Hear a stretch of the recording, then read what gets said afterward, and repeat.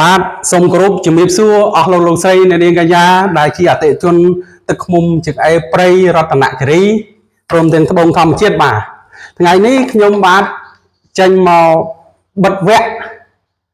ឃ្មុំជើងឯព្រៃរដូវប្រាំងបាទព្រោះខ្ញុំតែងតែធ្វើកម្មវិធីបើកវគ្គនិងបិទវគ្គព្រោះខ្ញុំយកទឹកឃ្មុំតែរដូវប្រាំងតែប៉ុណ្ណោះឃ្មុំជើងឯព្រៃរតនគិរីបាទអញ្ចឹង Facebook ហួតងយើងខ្ញុំតែងតែផ្ដល់ជូនទំនុកចិត្តគុណភាពនៅអនាម័យឃ្មុំខ្ញុំយកមកពូតនៅផ្ទះបាទដោយខ្លួនឯងហើយនេះថ្ងៃទី25ខែ4 2025ជាពេលវេលាដែលខ្ញុំត្រូវបិទវគ្គហើយដោយសារអាកាសធាតុ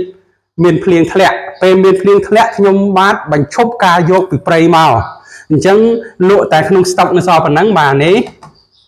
នឹងនេះបាទនៅសល់ប៉ុណ្ណឹងនឹងលើតុហ្នឹងចំណែកកមួននៅសល់ប៉ុណ្ណឹងដែរបាទនេះថាបញ្ចប់រដូវកាល2025ទឹកឃ្មុំជើងឯព្រៃរដូវប្រាំងបាទអញ្ចឹងបងប្អូនដែលត្រូវការអាចកំងនៅសល់ប៉ុណ្ណឹងទេបាទបើកំងមិនតាន់គឺតតែរងចាំដល់ខែ12ចុងខែ12ទៅរដូវកាលចាប់ផ្ដើមថ្មីបាទសម្រាប់ឆ្នាំនេះវេលានេះថ្ងៃទី25ខែ4 2025នេះគឺពេលវេលាដែល Facebook ហួតងបិទវគ្គទឹកឃ្មុំជើងឯរដូវប្រាំងបាទហើយបញ្ជាក់ដែរ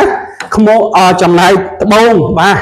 ត្បូងធម្មជាតិលក់គ្រប់រដូវព្រោះអាហ្នឹងអត់មានប្រាំងវស្សាទេហើយខ្ញុំបិទវគ្គនេះបិទវគ្គតែសម្រាប់ទឹកឃ្មុំជើងឯរដូវប្រាំងនេះបាទ